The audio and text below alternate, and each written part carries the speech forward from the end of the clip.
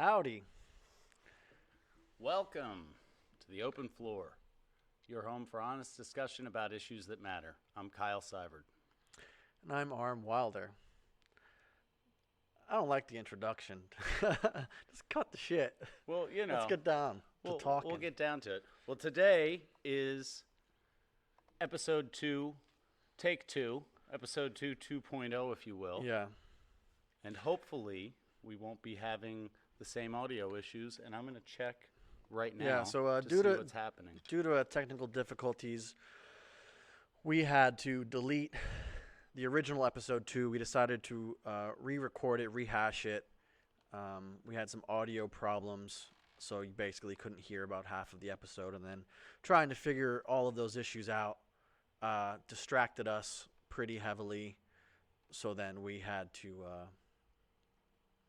we missed a lot of stuff that we wanted to talk about and all of that. So here we are back for round 2. And if the sound is good, I think we're ready to go. Seems to be just fine. Great. Yeah, we'll be checking on that every, 15 minutes or so. Yeah, And I'm just going to switch. if anybody's in chat, I got the janky headphones. let us know it's fucked So I'm up. going to switch out quick.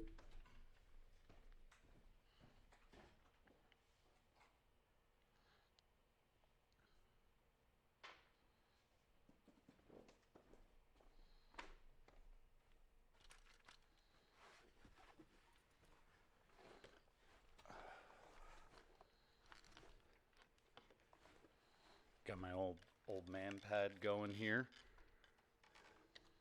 Oh, yeah, and today's also Monday. Normally we stream on Sundays. Kyle has some chronic physical ailments. Yeah. Um, Yeah, I suffer from migraines, and I have a chronic back situation that makes things very difficult. yeah, our communist overlords don't feed him well, so he's in constant physical peril. All right, so diving back into the discussion on social capital. Correct. And last time we touched on a few things, and I'd still like to sort of set the framework in the same way. We didn't necessarily discuss social capital theory, which is what a lot of people think of when they think of social capital. We discussed what was in practice as social capital and kind of how it related back to the insular community economies that we discussed in the first episode, how social capital was woven into the fabric of an insular economy, and how that's not really how it works anymore. And even in the insular economies where the new social capital does have value, what it has value for is only virtual approval, likes and shares and things like that. So you want to get on the topic of theory? No, I don't want to get on the okay. topic of theory. I don't want to confuse people Right. into thinking that this is a discussion of social capital theory, but more of it in practice and what's observable. Surely. And the shift surely. of what was in practice Yeah. until very recently and what is in practice now. Yeah, baseline definition that I have is social capital broadly refers to those factors of effectively functioning social groups that include such things as interpersonal relationships, a shared sense of identity, a shared understanding, shared norms, shared values, trust, cooperation, and reciprocity. So social currency and social capital kind of relates to your interpersonal relationships and all factors therein, and what's really important. And just like capital or currency in general, if you have very little, you're shit out of luck. And there are ways to build your social capital and build your currency. There are ways to build your social capital, and in doing so properly, you can reduce your need for physical capital. Like I kind of Yeah. lived that Well, firsthand. social capital is still like a basic tenet of of of humanity, I think, as far as relationships go, because anytime you have a relationship with somebody, there's going to be some hierarchy set out, and the way that you traverse these hierarchies is always going to be with some form of social capital. It's how you get around in a relationship, in the web of relationships in your life, whether it's in work or any kind of organization, Sure. the internet. Uh, and in the past, uh, social capital and social currency networks were more based, I think, in the physical realm. They were Yeah. absolutely entirely based in the physical realm. Mm-hmm. And, they were loose associations through neighborhoods and small communities until, what maybe the 30s and 40s in this country, where the men's organizations started to Yeah. sort of get together as You have some water networking on your buddies. nose. It's Coffee. bugging me. Thanks. It's my coffee cup lid. It likes to spit on you. The nub Sorry that for closes it is interrupting you. always it's all right. Uh, when the things like the Kiwanis clubs and the Lions clubs and things like that, the Elks Lodges and all that sort of stuff Correct. Yeah. started coming together. Those Yeah. were networking things, and people also used to do it through their churches. Yeah. Yeah. There are a lot of examples of classic interpersonal networks, community barbecues, religious congregations, sporting events, veterans associations, book clubs, and especially like you spoke on some things about men's clubs, but just things that women could get involved in too, which was child rearing. You would, having play dates and things like that. That's a Sure. very physical way to meet other people and kind of grow your social capital together by networking Yeah. and sharing wealth with each other, sharing information. So these places would provide a circumstance where people would come together, speak their minds about community and world events, and that would help communities build consensus amongst each other, which then is the basis of actual communities. And then from the community having consensus, that will spread out to the fringes of other communities, and then it becomes sort of a trend through a nation, through a country. It absolutely can, because if it turns into a case of, hey, what do they have going on over there and how do we get some of it? Sure, it absolutely can. Well, And that is yeah. sort of how the core American ideal spread. Decisions made within communities took off to the next communities. I mean, people didn't leave because it was like, I hate everything. It was like 3 issues, or it was to go find something else, and they didn't have a problem with anything, so they carried the same ideals to wherever they settled down. You Yeah. know, so I think the core issues in our country did spread that way, and it's part of how we were so unified until 40-ish years ago. But I think the shift in those places being physical places for physical communities into being digital spaces and digital communities that don't have genuine tactile interaction. They can't hand-to-hand exchange a good for a service. You're never going to help somebody that you follow on Twitter cut down a tree that might fall on their house. That's never, it's not going to happen.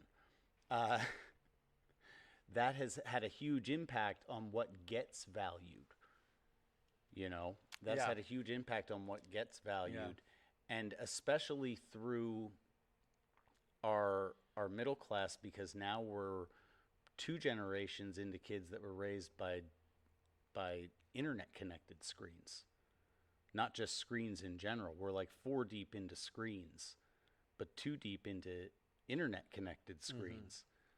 And so the idea of physical communities with any sort of locality is is a randomness or a strangehood to kids that don't participate in organized sports and things like that. I think that and was some of the more an traditional interesting part of the things. conversation last time. Uh, was when we were kind of talking about our own personal experiences with physical networks from our youth, particularly. And last night we were having a conversation um, about like flashlight tag and capture the flag, and how that was such a big part of our summers as kids, was being outside physically playing together. And that actually it takes a lot of communication to work out like a real game with rules that you're making up yourself and make sure everything's fair and keep each other honest. Um, that's a lot of communication for kids, and it's more like I would do more communication in those events as a child than I get, or than that some people get on a regular basis in the modern world. Absolutely. And those sorts of things, those neighborhood-wide games were a real life, real-time example of the hierarchies of social value on display when you picked teams. And based on the game, because all social hierarchies are fractal based on the circumstances, the social hierarchy value would shift, you know? And it was never, like, it never felt great to be picked last, but in a neighborhood where you Yeah. were picking teams, the kids who were going to be picked last knew it, and they knew why, you know? And it wasn't like you were like, no, don't hang out. It was just like, man, if I got to take you, I got to take you, but Yeah. come hang out, bud, Yeah. you know? Uh, and so it wasn't malicious. Now the idea of like just hierarchies in general has this like malicious connotation attached to it, like all hierarchies are somehow a bad thing. But those sorts of neighborhood events were the social capital structure on display when you picked sides, because you picked sides based on that person's value Yeah. in that situation. Yeah. And if somebody broke the rules, they were dealt with right away. They either weren't going to play with you, or Right. you'd send them home a Yeah. little beat up or something. So what are some other examples you think from your life that people in the past or you yourself had as an example of these like physical interpersonal relationships and community building and social capital building scenarios? So like, what did some people in the community you grew up in do that isn't as common today? So without money changing hands, unless someone was insistent, uh, nobody in our neighborhood over the age of 50 mowed their own grass or shoveled their own driveways or any of that sort of thing. At the same time, none of those parents of kids our age had to pay for babysitting if it was going to be an hour before school in the morning or 2 hours in the afternoon before they got home from work or something like that. There was social capital, no money changed hands. That was all social capital by having interpersonal relationships with our neighborhood and having the shared goal of having a friendly and reasonable neighborhood of people that helped each other. Why would Yeah. that not be the shared goal of a neighborhood? I kind of liken that to the idea of also in the realm of money, having loans between friends or community members, where like you have somebody back in older times, somebody who had a great idea but had no physical capital may have had the social capital built up so that they could go to a community member and say, hey, I have this great idea, I can really do it. If you put your trust in me, I think this could be a great opportunity for both of us. And that's something that we can still kind of practice today by sort of taking chances with people. A lot of people just need a chance, and of course, there's a risk involved. But the fact that you're willing to take a risk on somebody and make a sacrifice if they don't follow through, it builds really strong bonds within yourself, because you're taking on that risk of, hey, if this fails, I'm going to have to pick up my own pieces. But also, if the things work out, then you were both richer for it, and you now open up a gateway for even newer opportunities. Well, not only that, not only do you open a gateway for new opportunities if you're successful, but at bare minimum, just establishing that level of accountability between two members of a community makes the community at large stronger. Mm-hmm. Because now your shared goal is even stronger. Mm-hmm. So that's absolutely lacking now to a degree, but there are various economic factors at play there as well. I mean, over half the country doesn't have $1,000 in the bank. Yeah, it doesn't even have to be a There's- monetary issue though. Like that same kind of idea translates into doing favors for people in general. Right, You know, right. you know, I was saying the other day that I like helping people and I don't mind making sacrifices, but I don't really want to make a sacrifice that's going to be to the detriment of me overall. Mhm. Especially if there's no tit for tat where like I'll do you a favor and an expectation. I may never ask you for that favor, but if the day comes, I'd like to be able to ring you and say, hey, I'm stuck on the side of the road. Can you help me out? Anything, little things like that go a long way. And it's rare where people are helping each other like that in physical ways now. Like having somebody who will help you when you're stranded physically. They'll come pick you up physically. The relationships have moved online in such a way that you might be lucky if you are feeling a little blue and you can have a conversation with someone on the internet and talk about it. But are they going to physically come and help you move a fridge or something like that? Right, It's rare. right. Moving's probably gotten worse than it was 20 years ago. Moving always sucks, but moving now to get a group of people, even just one, two other people who are going to help you out for very little monetary gain, but just the fact of like you're helping a friend, and when you need help moving, hit me up. There we go, and you just built a Sure. little social capital together. Sure. You built a little social capital together, and if you reciprocate, then you strengthen your relationship. Mm-hmm. And strong individual relationships help make strong communities, and Yeah.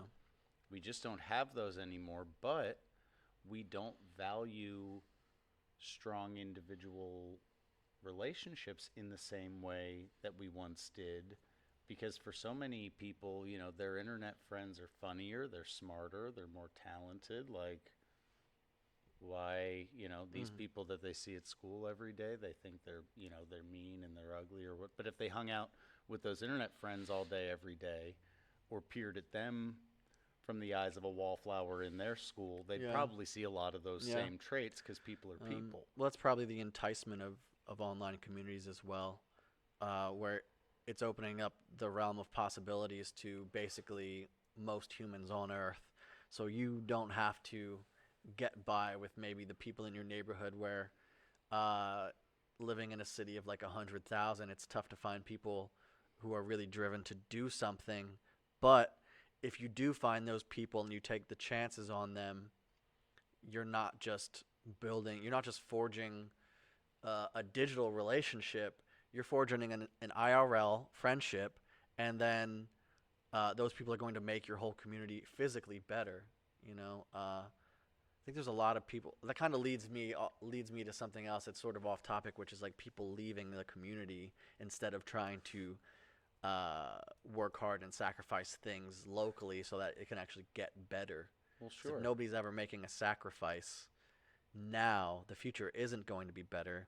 They'll just move to like, a metropolis where everything's kind of handed to them anyway. There's such a level of interaction. You can find the community you want instead of building it yourself. Right. That's true. I think there's also a degree of it's easier to cut and run an internet relationship than it is to cut and run a real relationship. Yeah. And so if you avoid the Definitely. real relationships, you never have to cut and run them. Mm-hmm. But on the internet, you can, F you, blocked, peace. You can escalate it further if you want Mm-hmm. to, but that's it. You don't ever talk to that person again unless they, make fake accounts to harass you. Like, it's so Yeah, much easier. ghosting is so rare in the real world, which it's so common online that now when it happens in the real world, it's even more terrifying. Like some acquaintance happened to them recently. Somebody was in a relationship with someone for so long, and then their significant other, when they came home from work or whatever the situation was, the person was just gone, and then didn't tell them where they were Yeah. for a while. Something to And that effect. Or and something like that happening is so rare. I can imagine how freaked out it would be to like come home to a physically empty space.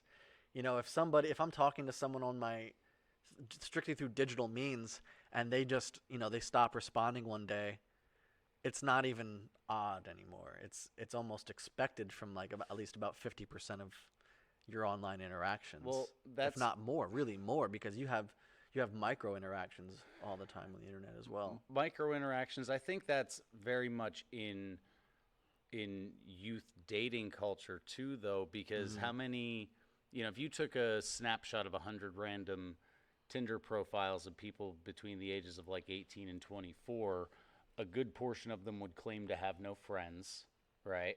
And if that claim is true, Yeah. then their social interactions are however many dating site interactions they're having. I remember there was a poll done recently, and I can't remember the information. I don't have it on hand, but they polled people and said, how many of you have what you would consider a close friend? And I think it was over half of people said they don't even have a close friend, Close a friend. single close I friend. don't even own a gun, let alone many guns that would necessitate an entire rack. So what the digitalization of our communities, which is so great, but it's a double-edged sword, because now you fell into the trap. You dug the hole, but you made it 8 feet tall, and now you can't climb back out without a hand. Sure. So you don't have that friend. You don't have Yeah. one single friend to get you out of the hole you dug, which is your digital relationships. Yeah. And it's not just digital relationships. We can't, I don't want people to think we're singling out indoor kids. It is drug addiction does the same thing to people. Anything that you're doing more than you should be doing will ultimately lead to where you have no friends. Yeah. Being obsessive or tunnel visioned about anything will lead you to that place, because nobody wants to hang out with somebody that just goes in a circle on that same stuff all the time. So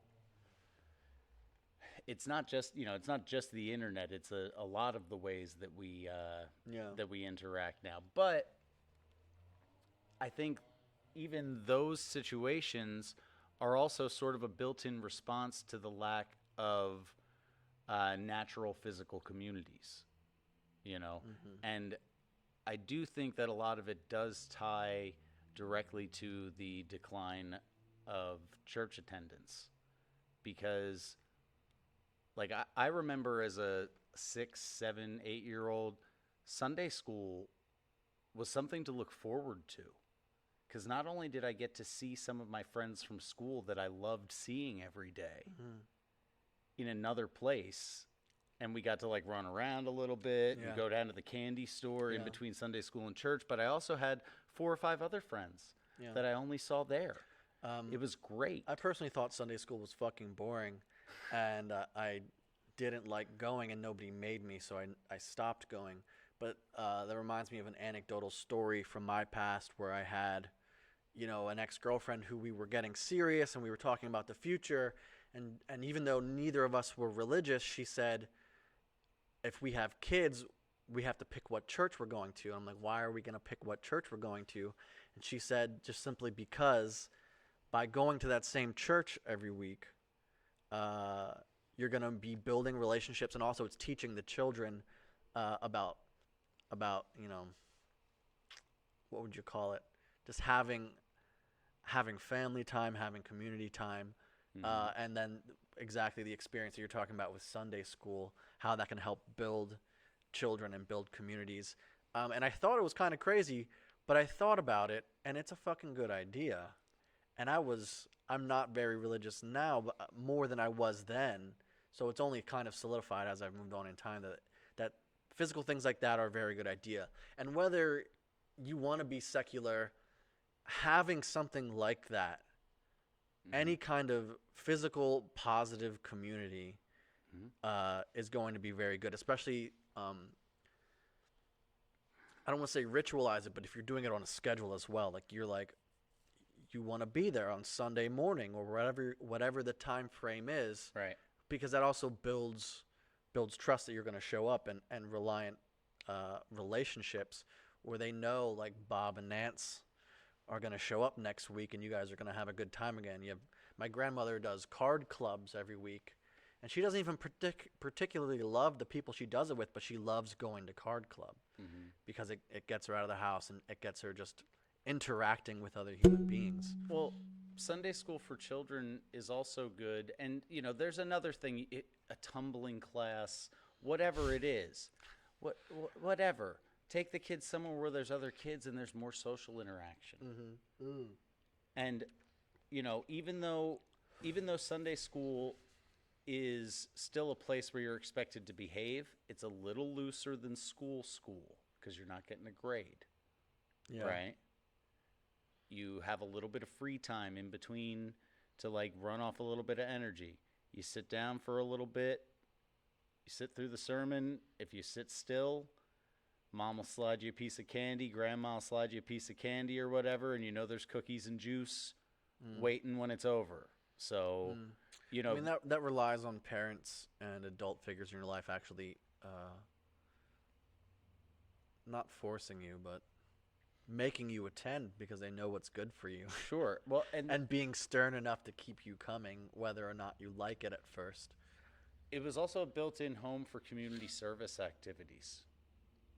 Most churches consistently participated in volunteer programs.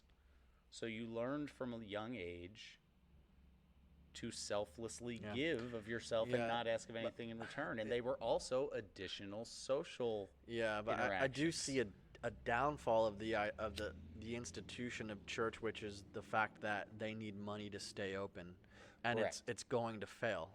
Correct. I had this conversation with my grandmother recently. She's been through a few churches. The church that she went to for a very long time, probably for 40 or 50 years, ended up closing.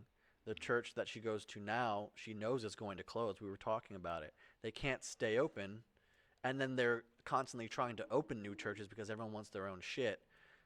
So it's just taking more bread out of the basket for everyone anyway. And you're not going to stop people from wanting to open their own thing, but at the end of the day, the entire institution that is like relying on donations and tax breaks isn't going to fucking work anyway. No, I'm actually pleased by that the system of church as business is failing, because it's going to cause a resurgence of the more scriptural assembly. And 10 people can organize a park cleanup. 10 people can organize a community service event and serve their community. They can do it just fine. And more often, when you get into large organizations doing charity stuff, it's a, too many chiefs, not enough Indians thing, or it's too many cooks stirring the pot. And so you're less efficiently serving your community than 10 people with a common goal can. What I don't see come up nearly enough in conversations about religion online and in person is people talking about, people have a general distaste in the modern world for religion, and it's due to some of these some of those just foundational issues like we were just talking about, where like this church is a physical location, it's led by some weirdo that you don't really know. Whether you do or you don't, he could still be doing some weird shit. It relies too much on money. But what I don't hear come up enough is the idea of doing religion interpersonally, like having a ministry in your home, sharing the ministry between homes through your friends. And I don't think so. Like people's idea of religion, always they attach it right away to church and authority, where the only authority should be God, shouldn't be the preacher anyway. Correct. So it should be people hanging out together, just kind of discussing their ideas and Right. discussing their thoughts. That's something that even as unreligious as I am, that's something that I would be way more interested in attending, because you're basically just spending some time with people, and there are questions. So like, again, we're getting off the topic of social currency, but the the idea of the Bible or these religious scriptures, whatever one they are, as stories to live your life by makes sense. The reason they're still being practiced today is because they have good points in all of these stories. Whether or not you believe in God, you can still find a lot of fucking value in the stories. And there's a lot of wisdom there.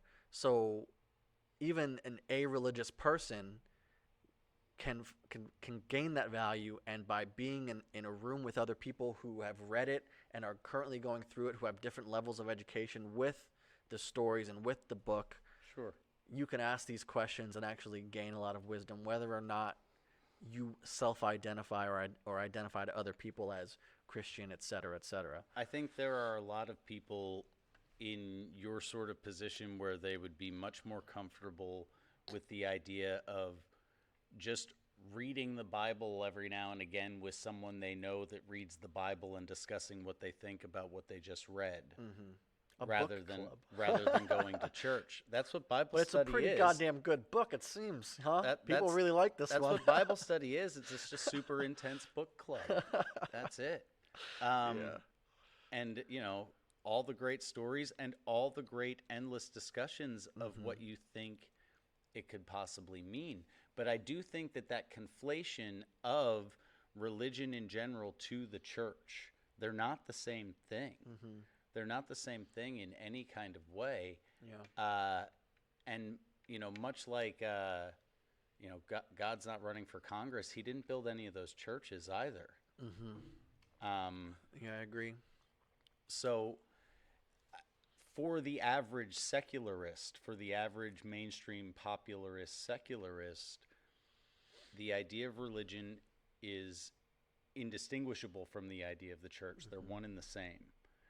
And it's not the case. And because of that, the level of social value attached to the idea of being religious has declined.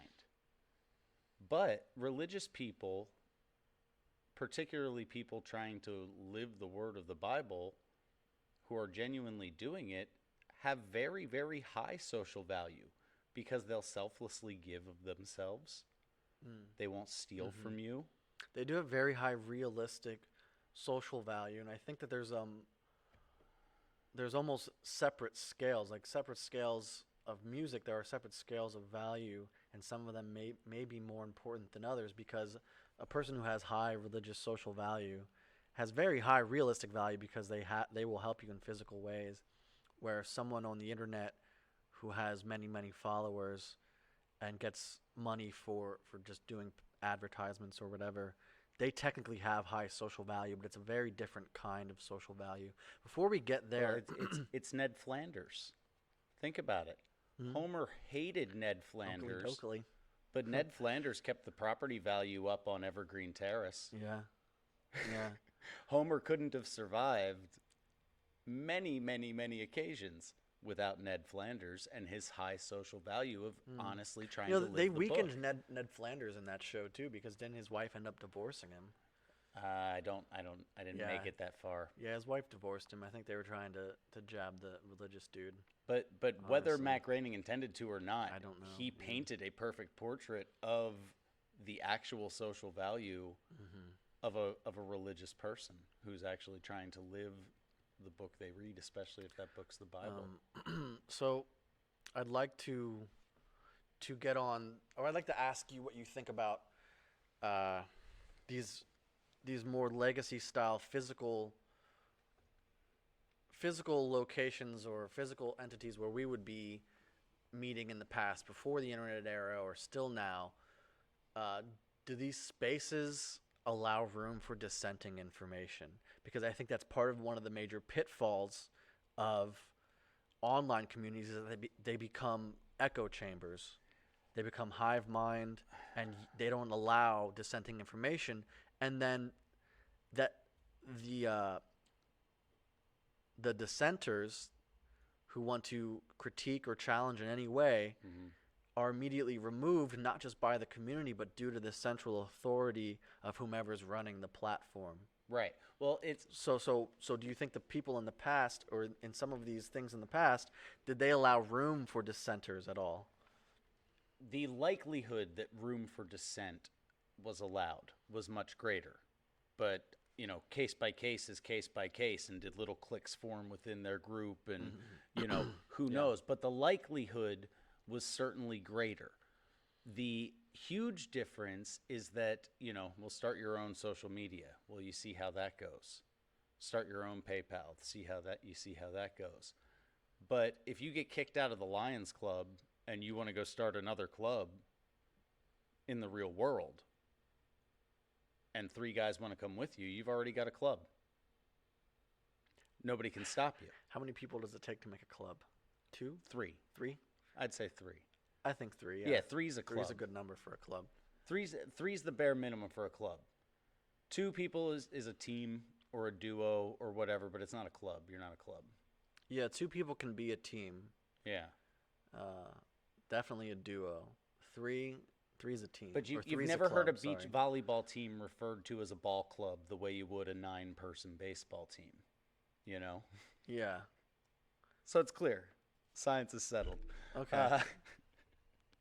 That's how many I'm people trying it to get takes. the nuts and But I bolts do think out of that this as well. the physical social networks were much easier to dissent within, because if 3 or 4 people agreed with you, you go started another one. Mm-hmm. And if you needed to start it in your garage or whatever, you started it in your garage, and nobody could stop you. But you can't start a social media platform in that way. You can't start a payment processing platform in that way. You can't start a video hosting and sharing site in that same way without a tremendous amount of money. But any employed person at any point in time can start any club they want to for next to no money, and nobody can stop you. Yeah. You don't even need a permit You to don't be even a have club. to have a house. Yeah. Meet in the park. Meet in a public you place. can meet in public spaces. Yeah. For the low cost of one beverage, you can meet at Starbucks. You can meet, that's a good point, you can yeah. meet all kinds of places. That's a good point. And people can't stop you. So this constant outrage of I can't be here and I'm being censored here and I'm being censored here. So rather than trying to reach the world with everything you're saying, get 5 people in your neighborhood on your team and print some literature and hand it out in the street. Mm-hmm. Stuff it in people's mailboxes or their doors or whichever one doesn't get you. Do what the pizza guys do. Put it in the door handle like a menu. And nobody can stop you from doing that. Mm-hmm. So it seems like the outrage itself that people get stuck in, the outrage cycle of, well, now I'm being censored here and now I'm being censored here, and Yeah. you should censor these people. That's because we value outrage now. Outrage has social value like it never had before. When somebody was freaking out until like 30 years ago, it was like, shut up, Jerry. What are you doing? You're making a scene. You're making an ass out of yourself. Like, do you need to go home and sleep this off? It wasn't, you're so right and you're so brave and you're... No, we value that now. That's like a comical stereotype that was used for a long time, is the person who's acting in hysterics, you slap them and they go, thank you. Yeah. I needed that. Yes. We don't slap people enough. It was such a trope for so long that Airplane made it jump the shark with the scene where people lined up for, a minute and a half solid smacking somebody in the face to get them to calm down. Yeah. But that's how people act on Twitter all day. That's how people act on Facebook all day. They're in hysterics. They're in hysterics. Yeah. And we value it. We socially value it enough because their hysterics taps into our own emotional centers, gives us a cortisol release, and we're right there along for the ride. Yeah, we have an extremely charged mental atmosphere in America, and on the internet particularly. The charged mental and emotional atmosphere of the internet. If I was walking around all day having the thoughts and emotions that it seems like many people on Twitter and Reddit and etc. are having, I would go fucking nuts as well. And I would also think that everyone's out to get me as well. Sure. But you also, like 80% of the discussions that you have in the realm of any degree of, like, you know, hard left social media with Twitter or hard right social media with Gab or whatever, you wouldn't have these discussions in public. If you were just interacting with the world more, you wouldn't be having these discussions and flooding your brain with these burdens of these legitimately unsolvable problems for anyone but yourself. You know? So there's a delusion at play that consuming all of that social media content all the time, that somehow you're accomplishing something and keeping yourself informed, but what you're really doing is limiting your ability to relate to every person in the real world who's not paying attention to that, which is most people. You know, even still to this day, by far the largest worldwide social media platform is Facebook. But Facebook is still mostly just people connecting with, to some degree, legitimate family and friends and people that they know in one way or another, even if they have a Venn diagram existence in real life. That was what the basic tenet of the popularity of Facebook was to start with. It was an actual online community for actual physical communities. That was the hope. Right. It started with people you actually knew or people that you went to university with. You know, it was started on a college level. People you could physically interact with because they were in basically close physical proximity to you. And that's expanded now far beyond that, where most of these people on Facebook or Twitter or where any other social media, you're not actually going to meet or interact with or especially cooperate with in some way to get something done. No, but even still, like, Facebook is still nobody's following their grandmother on Twitter. You know, like Twitter, the allure was like following celebrities. The celebrities are there, and so it's like it's a different model.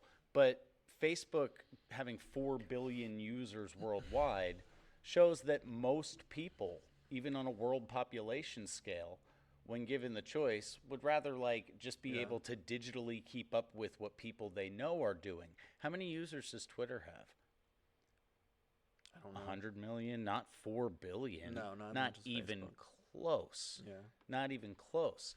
So to get so wrapped up and to put so much value on what such a small portion of people are doing, to let that be painted as a picture of value nationwide, worldwide in some cases, depending on the virtue that's being signaled, that's lunacy.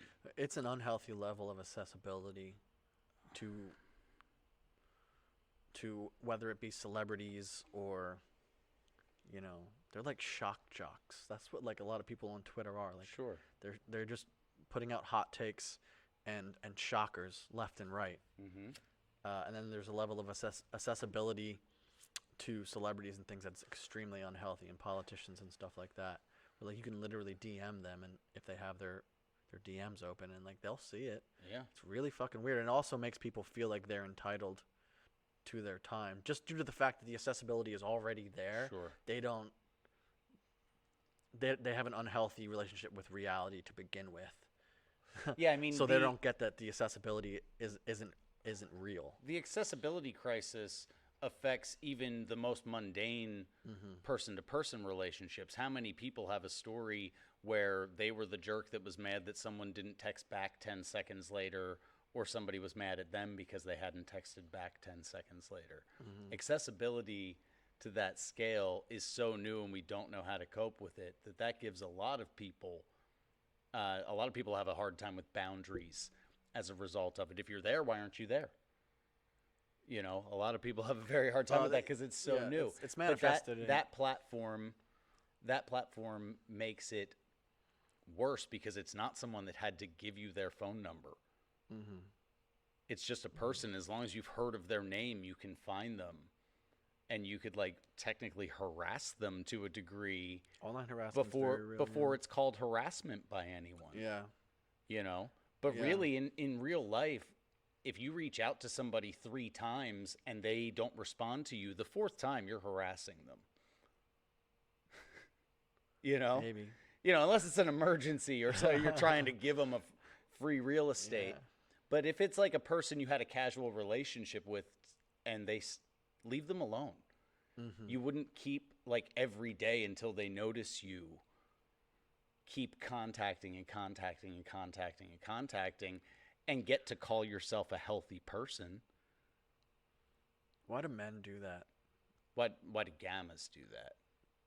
Yeah. Gammas do that. Men don't Even do that. like, I mean, some of the most obsessed girlfriends will do that. But I hear it much more often from about males towards other females. The reaching out every day. Hey, notice me. Hey, notice me. Hey, notice me. I know you're logged on. Hey, you left me on red. You know. Because the puppy dogs.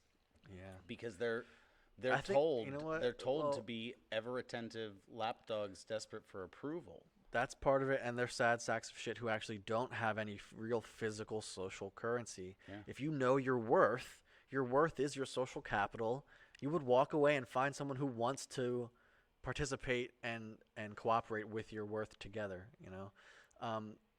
Could you pop the headphones on and check the audio? Can Since we haven't do. done that in a while. I think we're about 50 minutes in. And we have not yet gotten to the topic of the ways that social currency is manifesting in the new digital age as far as like victimhood and things like that, which is it could be a whole episode, the people living in victimhood as well. It's not even just social currency, but that's just a particular way that it's manifesting these days. Well, A new term that I heard recently, and I don't think I brought it up yet, was trans-trender. I really like that because it explains succinctly the way that, like, why there's 15% trans children in one little school, or why the fact that there are now all of these trans adult men and women all of a sudden popping up that weren't even here a year ago. It's because it's a trending topic, and so whether it's a transgender thing or whether it's minority victimhood, it becomes a trend, and then it becomes extremely unhealthy. Well, yeah, it's not even necessarily minority victim. It's being marginalized. Being able to claim any degree of oppression or victimhood is now viewed by enough of a segment of the population as valuable to have value to the point where it sways political decisions, Yeah. it sways education policies, and things like that. And that's ludicrous. Yeah. I do not say this to be unkind. I say this because it is true. There is no accomplishment in victimhood. No one accomplishes their victimhood. No. Why would you take pride in anything you didn't accomplish, much less your victimhood? You take pride in distancing yourself from your victimhood, in not living in constant fear of being victimized. Then you create value for yourself. Then you've accomplished something. There's an absolute disconnection with reality. People don't have a healthy grasp of what's really going on. And that leads to someone who is victimized at one point in their life, then assuming the identity of a victim on all things. That's likely where it started. And then there are just leeches, hanger-oners who have very little social currency to begin with because they're not participating in any physical activity with a community. They won't even, whether or not they're a victim themselves, they'll latch on to a victimhood community and try to stick up for them or try to X, Y, and Z. Like, why are some of the most vocal, outspoken people in support of black or minority communities, why are they always white women who aren't victimized in any way? Why are you assuming someone else's struggle? We know that it's unhealthy, but yet we continue to do it. Well, and on top of that, why is being supportive of someone who's been victimized or someone who's less fortunate than you, why is that valuable? Until 2 generations ago, that was quite literally the least you could do. That was expected behavior. You don't get a pat on the back for behaving the way you're supposed to behave. The positive reinforcement exists in the community that you get to exist within when people are expected to support victims and the marginalized. It's not a virtue. It's literally the baseline of humanity. It's not a virtue. It doesn't have value because you're supposed to do it. Well, some of my personal experiences calling this out are good examples of the upside down clown world, where, like, if I make a post that says, like, if you're an ally, you don't need to say that you're an ally. Right. It's because you shouldn't actually be telling people to do that you did a good thing. You just do good shit because that's what you're supposed to do. But the reason that I make a post like that and then it gets so many likes as compared to, like, anything else that I'll post on social media that I think is, like, interesting or smart or genuine or something to do with business and building a community won't get as much attention. But when I put that word allyhood out there, it shows how many people think that what I'm saying is supportive of their identity. Right. There was another example I gave you yesterday. I don't quite remember it. Don't remember it. So, but it comes down to, again, the difference between a digital community and a physical community and what gets valued within. Saying, and it's not even the consistently vocal are a scourge on the earth. They're the worst of the worst. the consistently vocal. The consistently vocal, Yeah. the people, the professional hot takers or whatever. Yeah.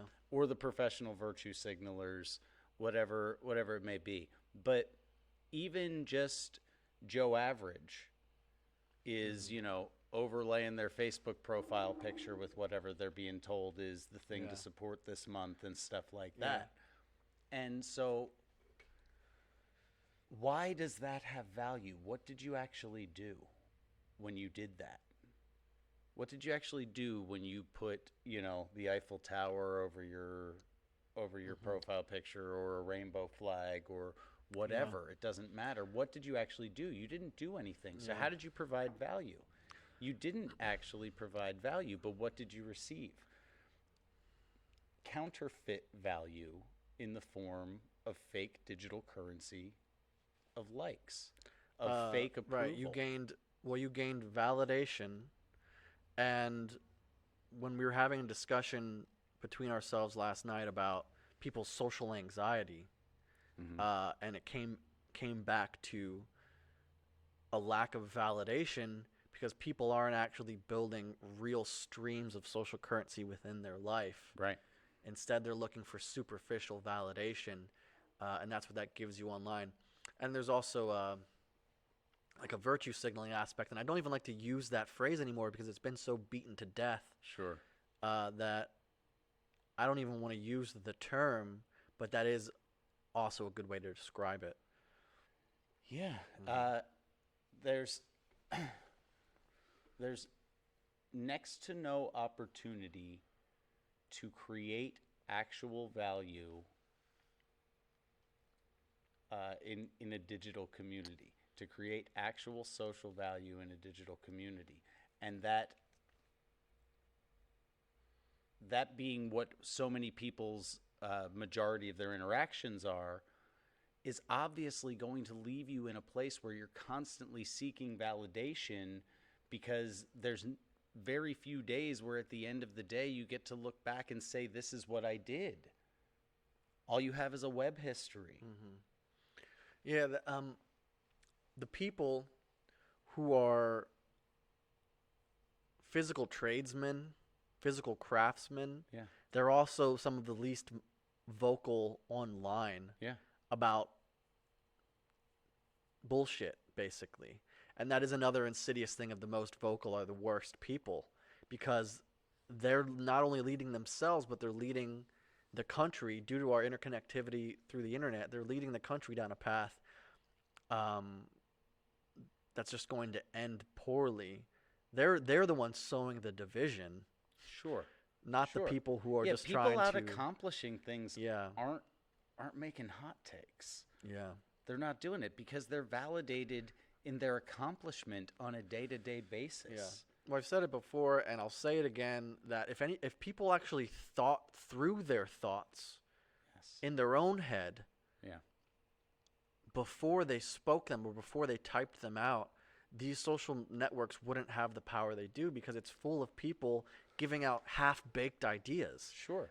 And I know they're smart enough to come up with the idea, so they're also smart enough to answer their own fucking thought. Sure, but it doesn't give them the rush either. Right. Like I've been telling friends, and I'm sure I've said this out loud to you.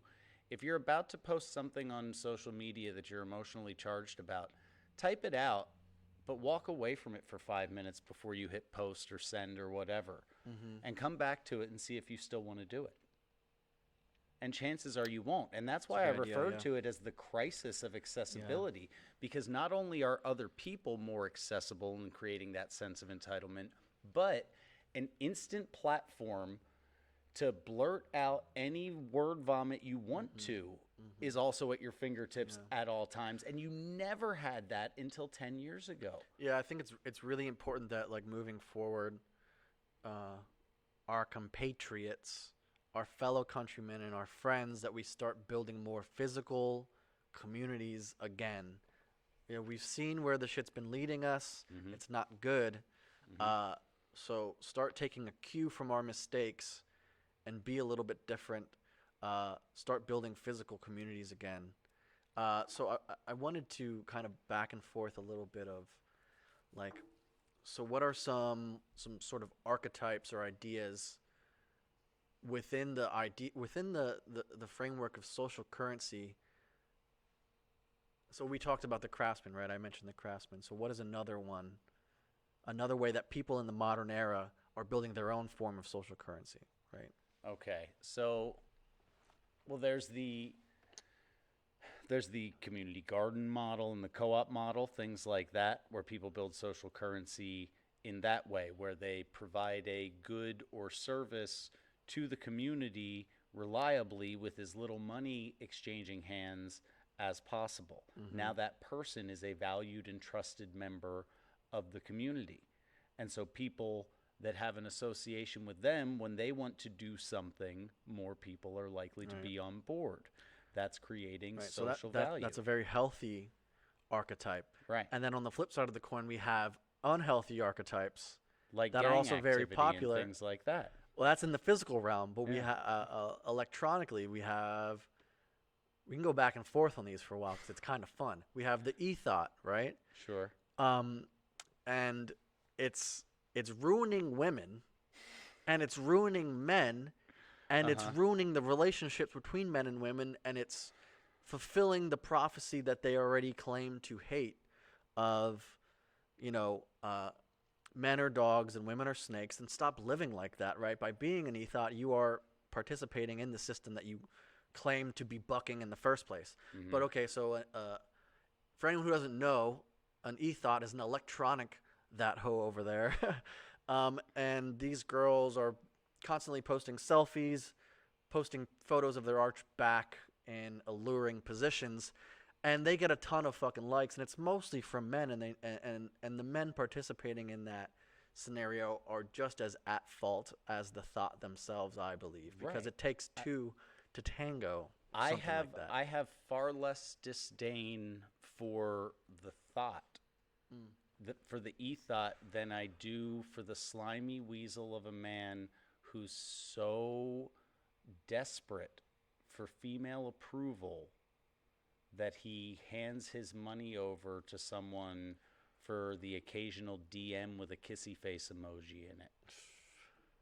I have more disdain for that absolute lack of self-respect in a man than I do for a woman finding a way to make her way in the world, because a lot of those gals are making a living just being better looking than other Right. people. So besides the women that are directly in my life, I'm not really going to reach out to thoughts and try to get them to change, but I'd be more interested in changing that man. Right. And do you have any ideas that maybe, and this can be online, it can be in person. Sure. How do you get someone, because they're in a cycle of what's basically psychological abuse. Self-flagellation through unreachable fantasy. Yeah, how do you get a normal dude who's just obsessed with TNA to kind of break that? Quit porn. Step 1, quit porn. Sure, right. And I think speaking up to them in real terms, calling people out for what's really going on. Yeah. That reminds me of an idea that I had for a T-shirt that I'd likely never have the balls to wear, and that's but I might put it. I think I'll put it in the store because fuck it, who cares? And that'll be the "Suicide is for Cowards" T-shirt. Simply that. Probably no image, just text that says "Suicide is for cowards," because it's fucking true. You know, if you want to die, just wait. Just wait. We're all gonna die, so Yeah. just hold your horses, Yeah. and we'll get there eventually. But it comes out to the idea of calling people out for what it is, and people are treating suicide as well, Oh. and self harm in many ways as a form of building their social currency in unhealthy online Mental communities. illnesses in general.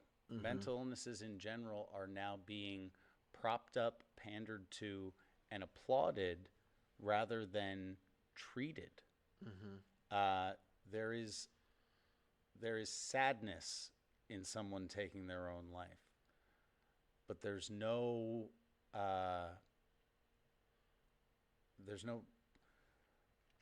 glory in it. It's not something that, like, it until 50-ish years ago, probably, suicide was such a shameful act that if somebody in your family committed suicide, no one spoke about it. I was 35 years old when I found out that my great-great-grandfather committed suicide. Nobody in my family spoke a word of that because it was shameful.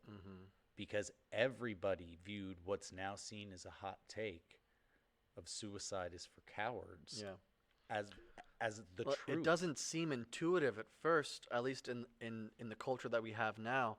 But if we call people out on their shit instead of publicly mourning everyone who kills themselves, back then, like you said, nobody wanted to speak about it for time because it was shameful. And you know what? The suicide rate was much lower. Now that we've normalized the idea of suicide, we've also allowed a path for people to continue to commit suicide. Well, we've also made heroes out of suicides, and I was guilty of falling into that. Now, Kurt Cobain may have been murdered, but the story when I was 13 was that he killed himself. Yeah. And in my little, in real life community of friends, he was a hero. He was a hero because partially because of that. because he chose to burn out rather than fade away in our minds, you or whatever ever dumb notion attempt we to- had. Okay, so that's. You know, Sorry, say that again. I was talking. like that, that whole like, oh, he burned out He- rather than and fading fading away. away. That makes you a hero. No, that's Yeah. that's so untrue. But there's been so many prominent suicides in the Yeah. last how many years that it's become Yeah. more and more common. What's interesting, it's not just people blowing their brains out or hanging themselves. It's the person in slow, steady suicide through addiction, whether it be drugs, whether it be pornography, whether it be even adrenaline. Like people who are constantly seeking out thrill in like imminent bodily harm. Right.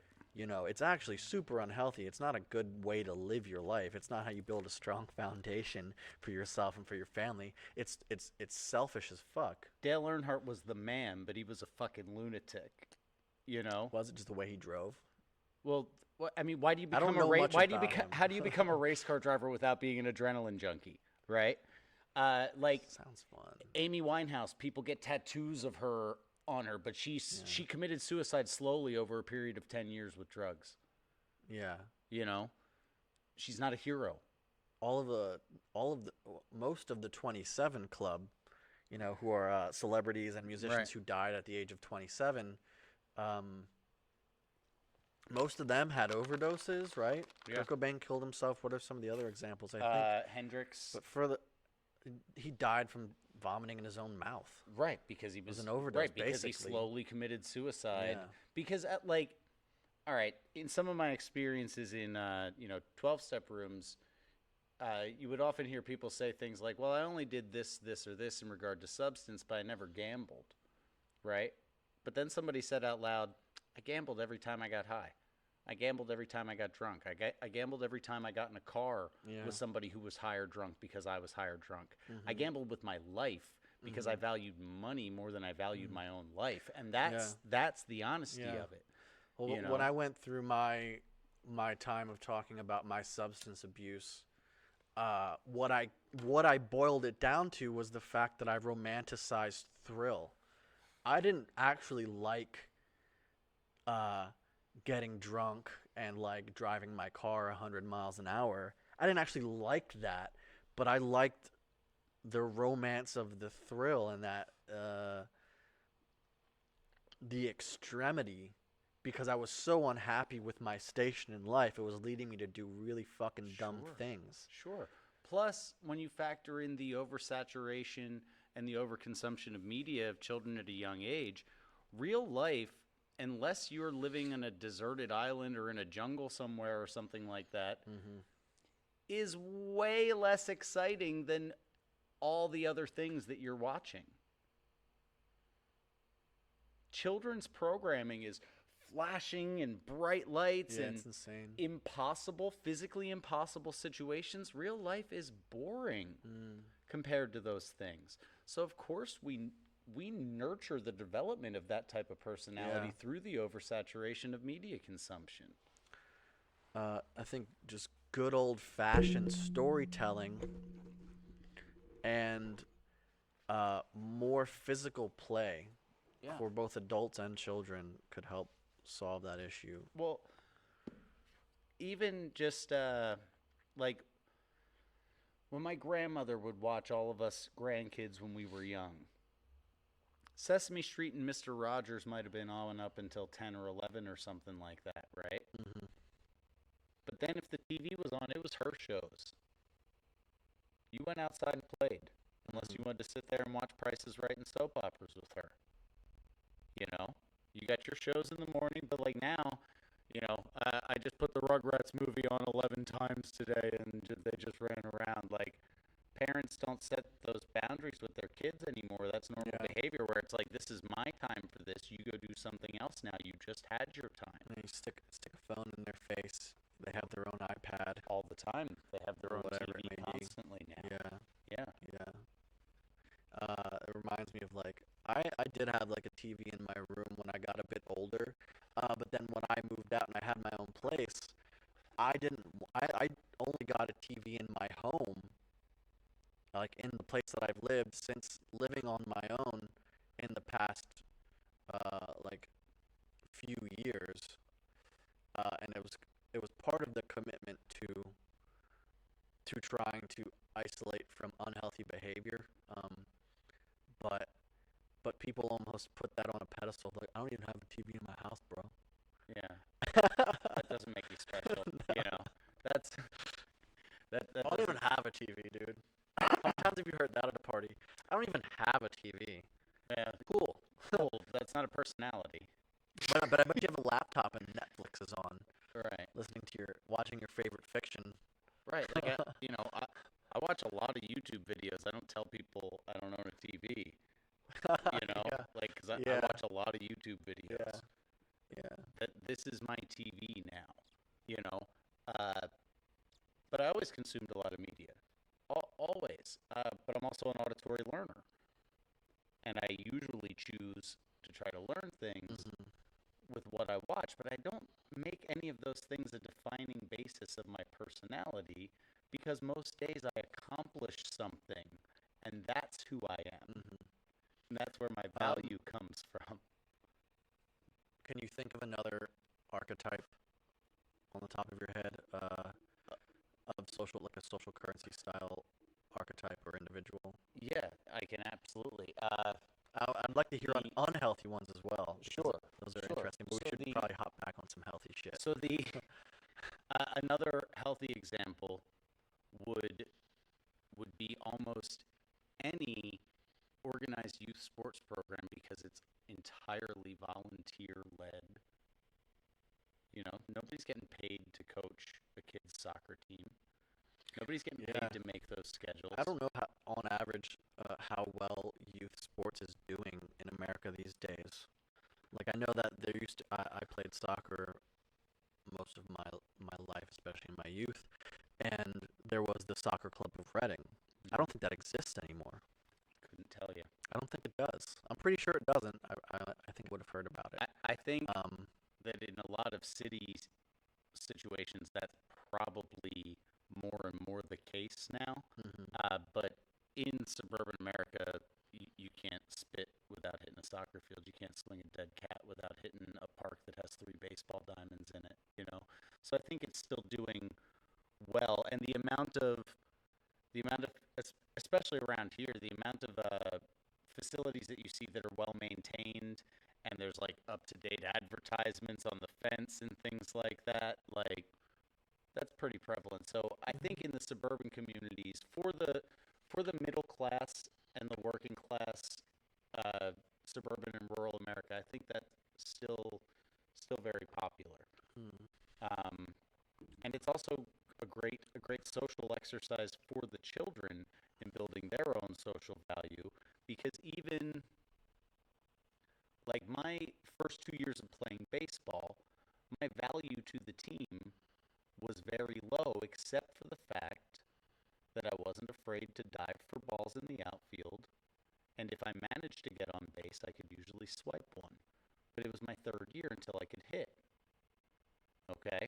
So my social value in the baseball hierarchy had me playing either the bare minimum innings mandated by the league that each player had to play every game, or maybe two more than that if we were in a blowout, and hitting seventh, eighth, or ninth in the lineup. By my third year, when I could hit, I was hitting leadoff and playing the max innings Mhm. because my value shifted, because I Mhm. put time and effort into accomplishment. And that's good for kids to learn.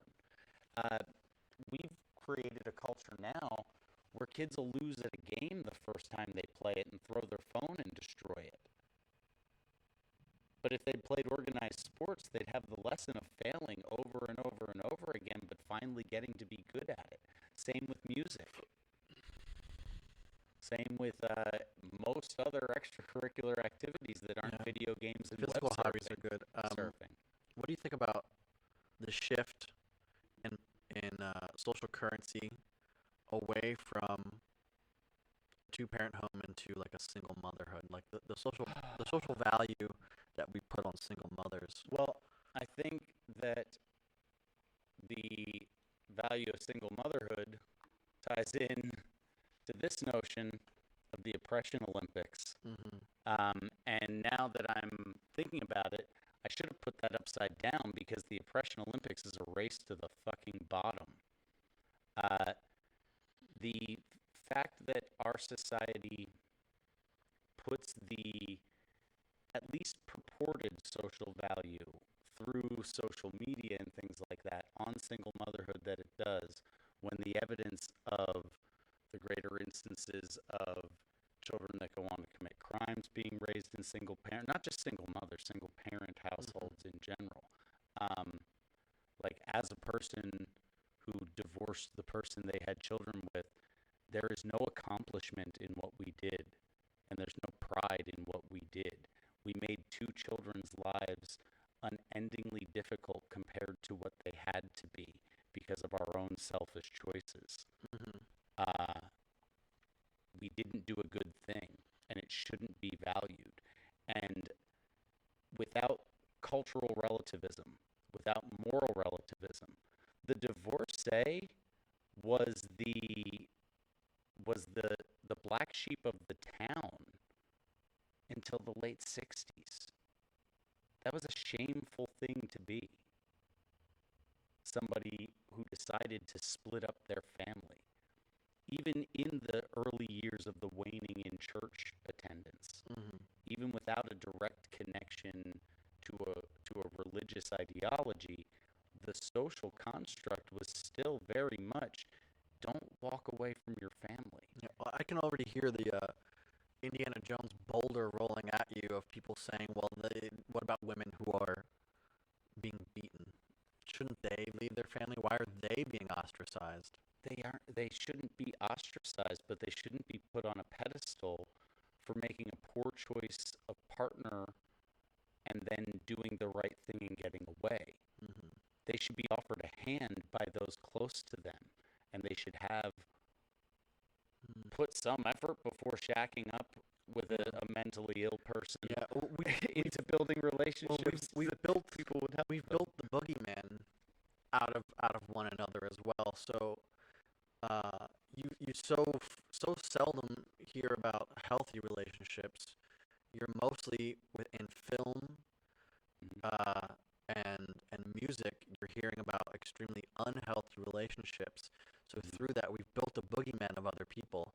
We don't even want to get married because it's too fucking risky. Because that person, like, we've built a boogeyman out of people that up until the moment where you like start wearing that ring, they're just gonna flip into another person. Yeah. They're going to morph into a gremlin. Well, and now you're fucked. The media messages of marriage and relationships in general have been awful my entire life. The last popular TV show where the husband and wife had a reasonable and healthy relationship was The Cosby Show. Tool Time. Well, what was that one called? They had a healthy Home relationship. Improvement. Home Improvement. They were pretty good. They were pretty okay. They were pretty I'll okay. give you that one. I'll give you that one. But Like, for all of his drug running, Tim Allen, pretty good dude. I think. I don't know. you know, he Don't quote me on that. he seems to have reined himself in. He seems to have learned from his incarceration. He certainly wasn't a recidivism case. Yeah, he So paid at his least debt to society. at least we can give him that. But yeah, no, that it's been rare. It's been rare. And at the same time that even when Home Improvement was on the air, it was followed by Grace Under Fire, which was a show about a single mother. And opposite on such and such network would have been Married with Children or something like that, where the whole thing was just a gigantic shit show. There's been so many relationships. And if you scour through my lifetime of top 40 Billboard hits, there's not one that isn't about, at very least, unhealthy codependence, if not the full-on mental psychosis of confusing infatuation with love. Mm-hmm. That's what most I Can't Breathe Without You is not a way you're supposed to feel about anyone or anything except oxygen. You can't breathe without oxygen, so trees by proxy. Those are the things you should feel that about, not another person, because another person can't put the air in your lungs. Yeah, who's gonna ride you, backseat girl? I'm gonna kill myself now. That Right. uh, Right. so many men get broken up with and just fucking off themselves. Right.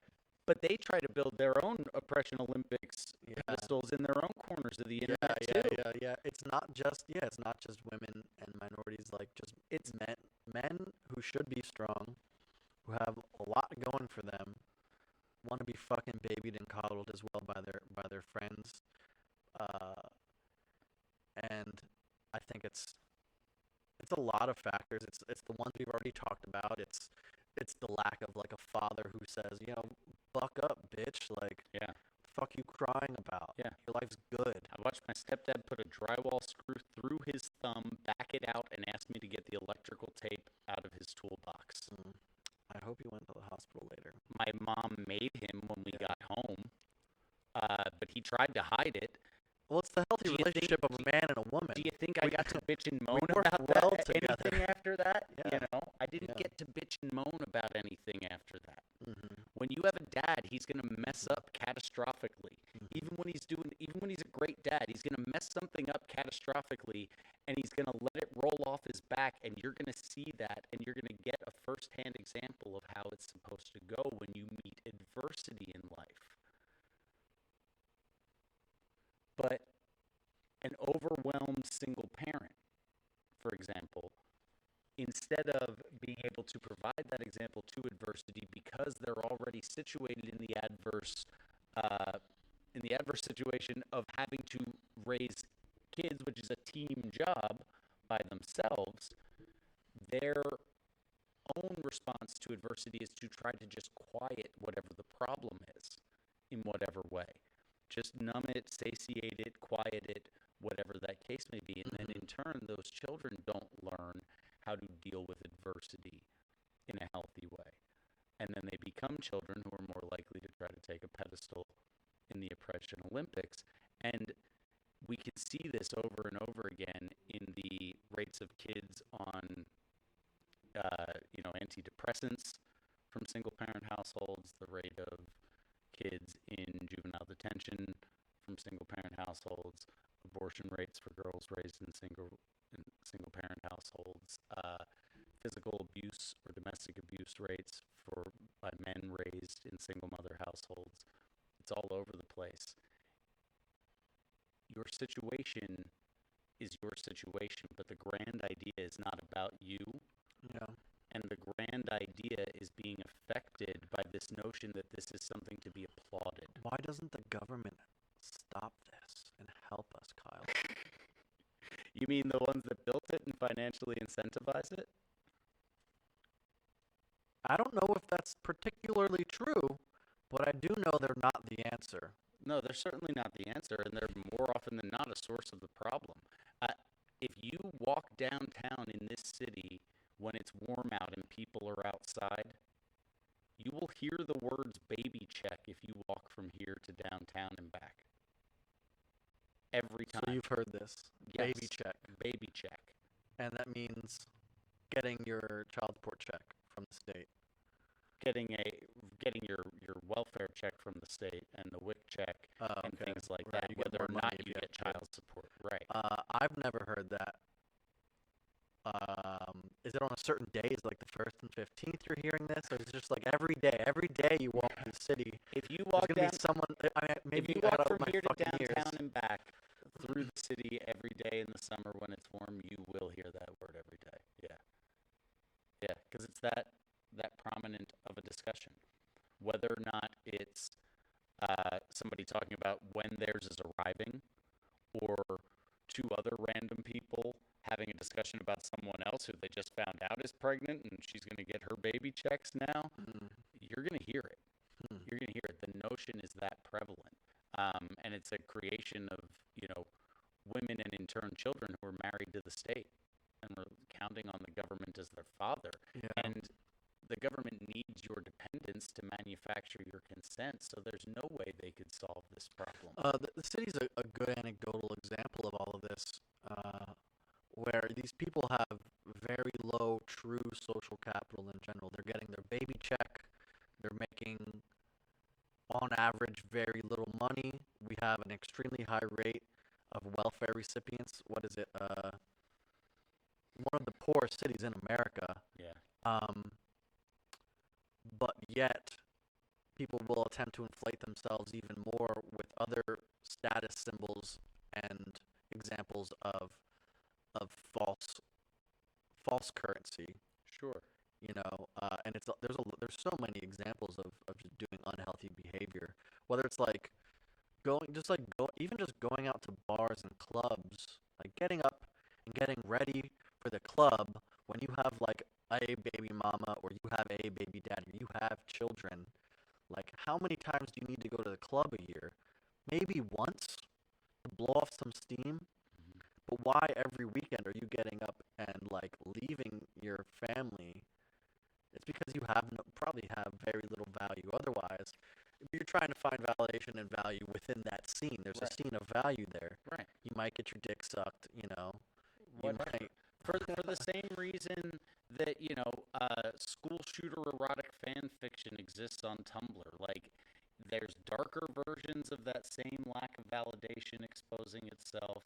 There's less harmful but still harmful versions of it, but more benign uh, versions of that same thing.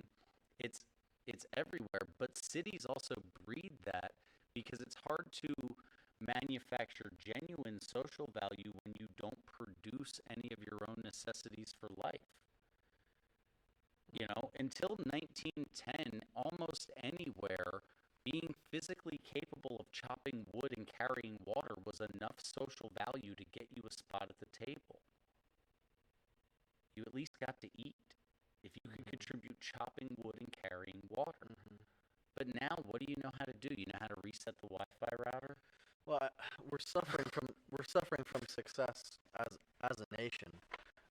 Best. We had so much. Well, yes, we had so much prosperity after World War II that we built a system that was beautiful. It's so easy to get by now, but we didn't back it up with with actual social physical social capital amongst ourselves. Now, like the sandwich culture and whatnot, it's nice, and I love that we have these opportunities where within a certain radius I can find everything I need. I don't need to produce it myself because that gives me time, like we were discussing last night, that a person in the city may not make everything themselves. And that's kind of the purpose of a city, so that you have time to work on something that will actually grow yourself, to grow your capital in a way that you wouldn't have time to do that if you lived and you were homesteading. If you're homesteading, you're fucking working all day just to survive and have food Sure. for the winter, and that's good. But if you have another drive to do something else, to start a business X, Y, and Z, Sure. living in a city or a suburb is very helpful for that. But people aren't utilizing the prosperity that we have. We're creating a debt-based society, a society of consumers, of handouts, Yeah. and of false social currency. Well, there's no way to legislate the way people use a tool. And while cities provide the fantastic opportunity to the driven, motivated, entrepreneurial, capable of creating something for themselves, some people buy hammers to build houses, some people buy hammers to smash themselves in the nuts with them. You can't legislate what other people do with that time. And especially in the city where a large portion of the population is reliant upon government handout for existence, they're going to smash themselves in the nut with that hammer 9 times out of 10 rather than use that tool properly. Mm-hmm. You can't legislate that. Mm-hmm. So while it does create the environment for someone with your mentality to potentially thrive, it also creates 10 to, if not 20-fold. I mean, you're considered a small business until you have 50 employees, then you become a medium-sized business, right? So there's your ratio of doers to not. Explain what you mean. Doers do One not do. one business owner, 50 employees, I see. right? Yeah. So now for every you, there's made 50 people that are all too willing to take a place at the podium at the Oppression Olympics, Yeah. or to just participate in outrage culture, or to just participate in false flex culture, Mm. or to participate in some other, detrimental to the community behavior like selling drugs or gang violence Mhm. or that sort of thing, because most people don't know what to do with tools when they're given to them, Mhm. and especially if they didn't have anyone teach them how to use it. And Yeah, so when you're raised on the dole, you watch the example of it not being used, and you think that's what yeah. life It would is. normally come from a community moral compass, which we've lost. Yep. We've lost our true north in this country, and there are so many factors to why we've lost north and gotten to the point where we are. Um, Here I am wandering. Uh,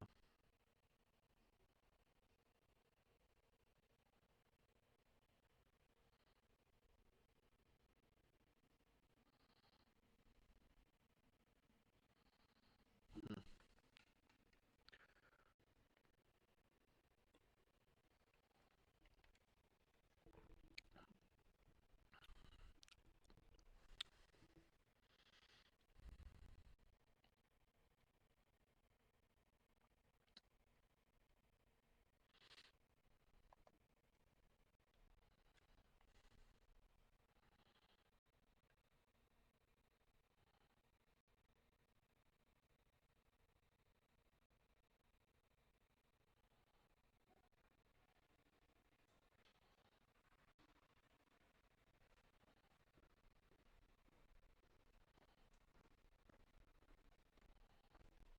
I'll lose my shit when you're gone. Oh man. Well, there's another there's another thing that's at play here too that I kind of stumbled on by accident the other night in a discussion with a mutual friend. Um, in the idea of social capital being very far removed from actual uh, tangible skills, and the discussion was based in the idea of with the widespread prevalence of corporate type jobs, data entry, pencil pushing, or even mind numbing retail jobs of just cashiering or stocking shelves or whatever. You may have a skill set that allows you to complete that job, but that doesn't mean that you necessarily have a marketable skill. Doesn't mean you can produce a useful thing. Hmm. You have a skill set that allows you to accomplish a task that is useful to a small handful of people, and for that you're given your reward in payment or whatever. But if left to your own devices, does your skill set mean you could produce something of value? For most people, it's not the case, and that's the part of why I think the shift of social value from your actual skills to what you say you stand for, or where you stand on the pedestal of the oppression Olympics, or Hmm. how outraged you get, or how many hot takes you make, or how many woke Facebook posts you make. I think that's part of it, because people's jobs used to be uh, making things. Through the mid 60s in this country, if you had a job, chances are it was making something, whether it was constructing actual infrastructure and buildings and things like that, or working in a factory. You made something at your work. And there were 300 guys on the floor and 12 guys in the office. Now there's 300 guys in the office doing all the paperwork and 8 guys running 25 robots on the floor. Hmm. Right, the world has changed, Right. and people are going to have to adapt to these roles. And to prop up the prosperity, not everyone's going to be able to chop wood anymore. The reason we have such a high global population is due to the prosperity that we had after the last World War, and it's changed our mode of living, and we can't necessarily just go back to an agrarian lifestyle. It's not going to work. It's not going to support this many people. So as an interim solution, it's not really a solution at all, but individuals need to take responsibility for themselves, and whether or not you have a dead end office job, you need to be doing something when you have free time. Yeah. You must, or you're gonna die. Like, you're Yeah. going to fucking die anyway. So, you know, even if the lights go off, so to speak, I don't have that much useful skill survivability wise. And I know that. And I'm just hoping the lights don't go off. And they likely won't in my lifetime, and that's a good enough thought for me to keep me going on a day-to-day basis. But I'm at least going to have the purpose of trying to wake up every day and accomplish something that's for myself, and not only uh, for the simple fact of complacency within life and within the structure of society. Mm-hmm. You know. And well, it's what it really comes down to for the individual is localization. To every degree, you can apply the concept of localization will improve your life to every degree. If you care more about what your family and friends think about you than what the internet thinks about you, Mm-hmm. your life's going to improve. If you care more about the job you do than about the shit you buy with the job to show strangers on the internet that you bought it, your life's going to improve. Localize your concerns. Mm-hmm. Localize your concerns and localize your priorities. And you'll Mm-hmm. start to see the accumulation of actual social value Yeah. in your personal life. Yeah. I mean, even the people who are the largest consumers of social media know that what they're doing isn't what's best for them, because it's all throughout our memes, and it's all throughout the desperation that pervades society. We know that it's not healthy, yet they continue to do it. Sure. So, what I try to do for myself, and what I think could be helpful for other people, is live these days as though we are in summer, and it's time to build as much as you possibly can, and and fill the storehouses, because as you faggots that watch Game of Thrones like to say, winter is coming. Proverbially, you should live your life as though it is. Yeah. You know, that's probably why so many people who watched that show, uh, the Stark family was kind of the central storyline. It was always around them. It started with them. It ended with them. I think I didn't watch the end, but I'm pretty sure it did. Uh-huh. And I think it's because they're most relatable to what people believe they should be doing and accomplishing with their lives. Right. They lived as though this was the last day that you had an opportunity to save up for the future, because the future is hard. Yeah. You know, so while you have the prosperity, you know, while the US dollar is the fucking global reserve currency, do something. Do anything. Yeah. And you'll be better off than at least the next person, and your chances are better of survival. But if you've bought, just in the last 10 years, right? If you bought a YOLO ideology, if you bought a no regrets ideology, that's no regrets is mental illness. You should have regrets because you're not perfect and you've made mistakes, and you should regret your mistakes so that you learn from them. You shouldn't drag the regret around with you for forever and wallow in it, but you should feel it when it occurs, because then you have the natural psychological response of not wanting to put yourself through that again. Yeah, if you've bought those ideologies, and 25 years before that, it was live fast, die young, leave a good-looking corpse. Yeah, I'm here for a good time, not a long time. Yeah. All that stuff. If you bought all that, if the place you go to seek validation from is ethereal, and if you have very little hope from the future because you're stuck on the internet consuming media all the time, and there's not a lot of good stories out there unless you're actively seeking them out, what are the odds that you're thinking about the future with any sort of positivity is something you have to prepare for? How many people are literally praying for the end of the world, hoping it happens when your alarm clock goes off and the world still exists? Why is that a meme?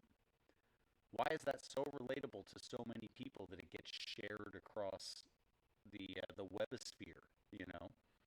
They're living in desperation. Mhm.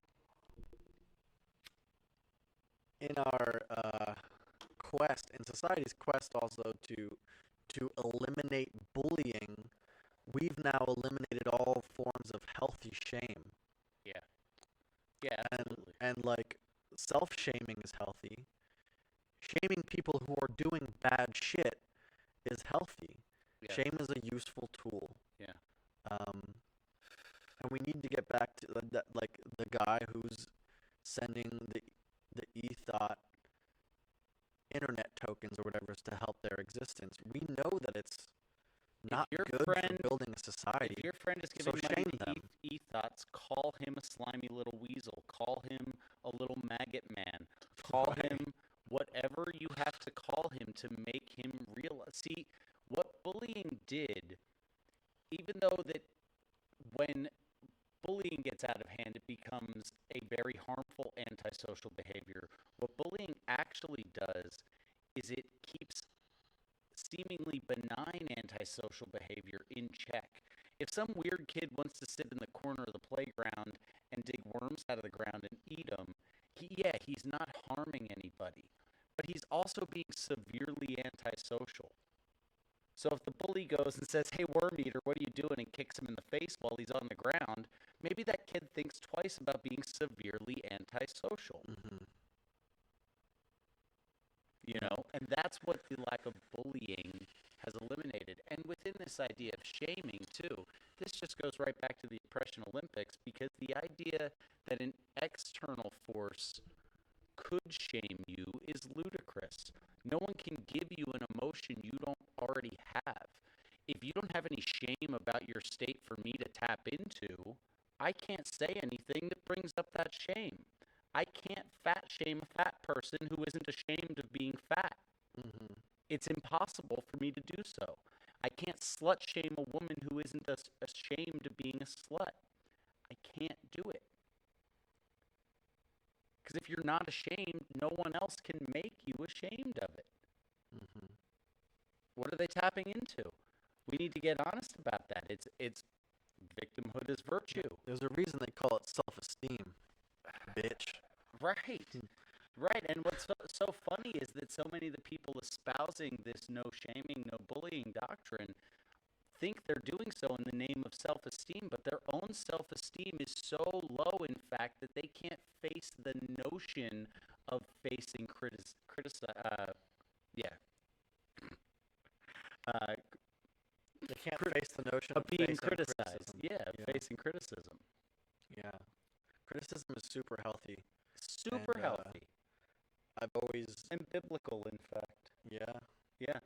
It seems like a lot of shit is. There's no less, I think the number is like 34 different verses call on members of the assembly to chastise and admonish one another daily, to keep each other in check, because we all have blind spots. There's no perfect man walking this earth. There's no perfect woman walking this earth. Everybody has blind spots, and you need tight motherfuckers that are willing to say, "Hey, I'm in your blind spot right There's now." no longer Bibles in the highway motels. Now there are brochures for the suicide hotline. Mm.